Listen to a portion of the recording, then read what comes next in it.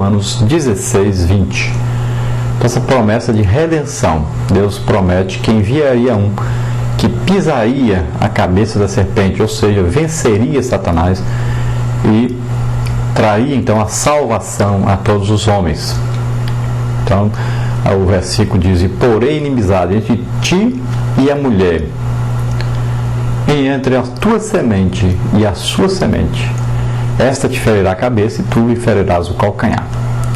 Deus fala que da mulher nasceria um que esmagaria a cabeça da serpente, que venceria Satanás, e ele promete o que? O Redentor, o Salvador, que vem e entra no mundo como homem. Se você ler João 10, diz que o pastor, o verdadeiro pastor, é aquele que entra na terra pela porta no curral das ovelhas, ou seja, ele nasceu de mulher, nasceu como homem para vir nos salvar.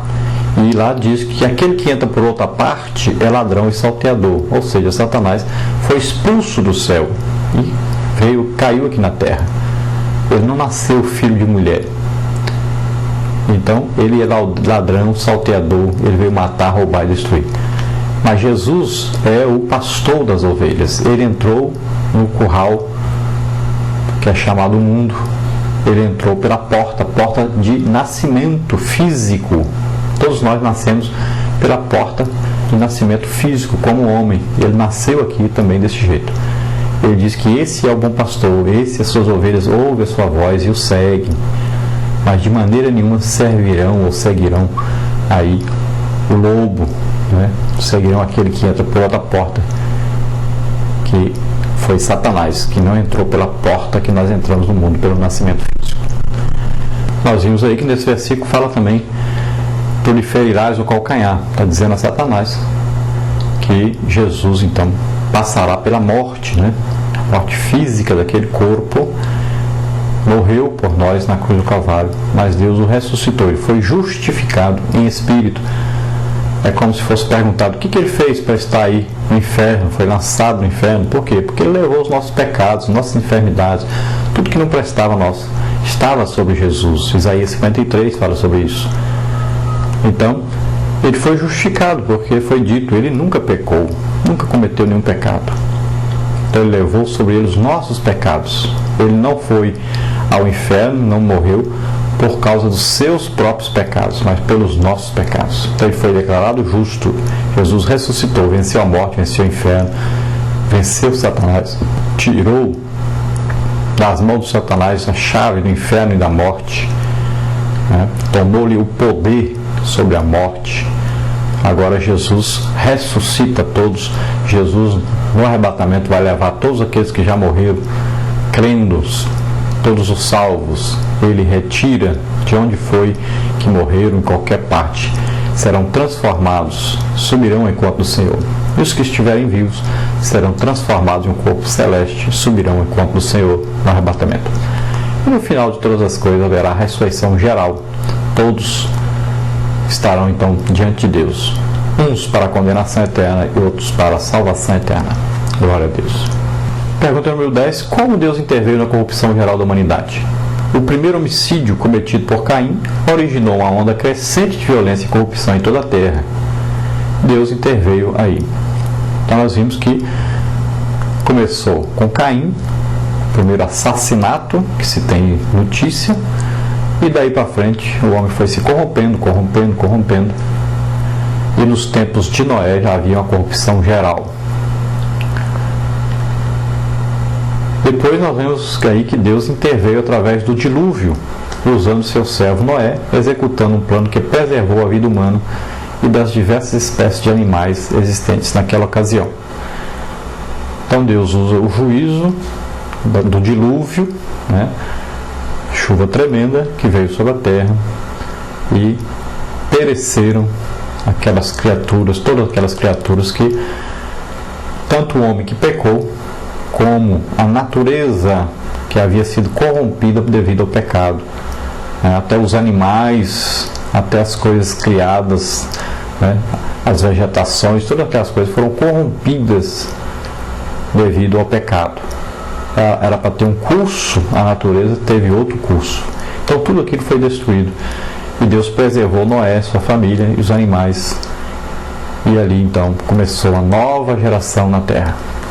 E nós vamos ver que essa nova geração já começa aí com Noé oferecendo um sacrifício a Deus, adorando a Deus. Começa bem essa nova geração. Embora mais para frente nós sabemos que se corrompeu também. Depois nós temos na parte 3 a intervenção divina na redenção. Pergunta número 11. Como Deus interveio na redenção de Israel? Então nós vemos aí que o povo de Israel foi escravizado no Egito por cerca de 400 anos. Deus enviou Moisés para conduzir o povo à terra prometida, usando para isso intervenções aí sobrenaturais. Então nós sabemos através da palavra de Deus que o povo de Israel, que é aquele povo que foi separado para levar a presença de Deus a todos os povos, esse povo então passou por uma tremenda seca em sua terra, a terra de Canaã, e eles desceram o Egito na época de José. José estava governando o Egito, um plano de Deus, e Jacó desceu então com todos os seus familiares e foi morar no Egito.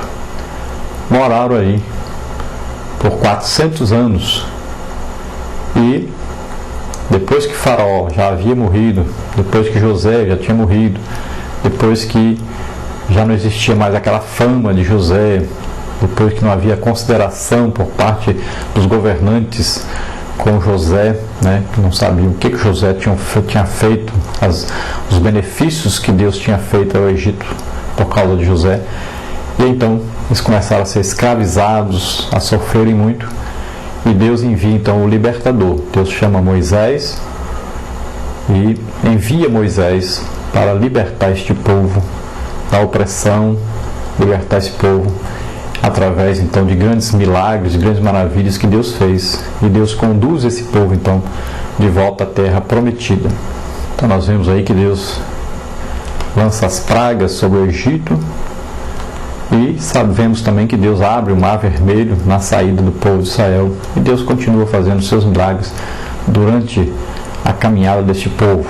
E os rebeldes, aqueles que não acreditaram em Deus, não tiveram fé em Deus, vão perecendo pelo caminho, não entram na promessa de Deus, a terra prometida de Deus.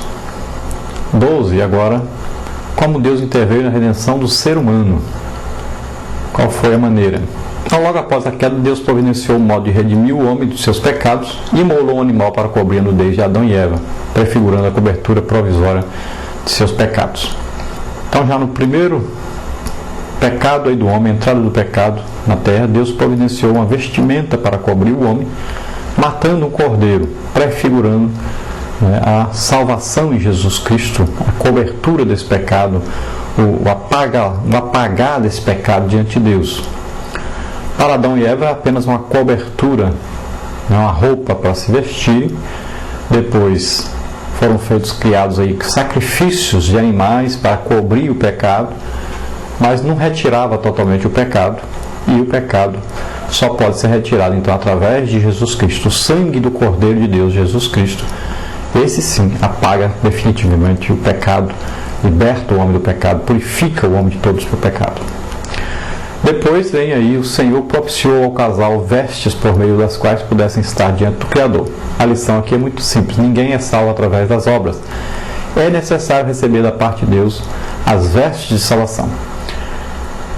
Então aqui, quando Deus provê as vestes para aquele casal, Ele está dizendo que é Deus que provê a libertação, o perdão, a misericórdia.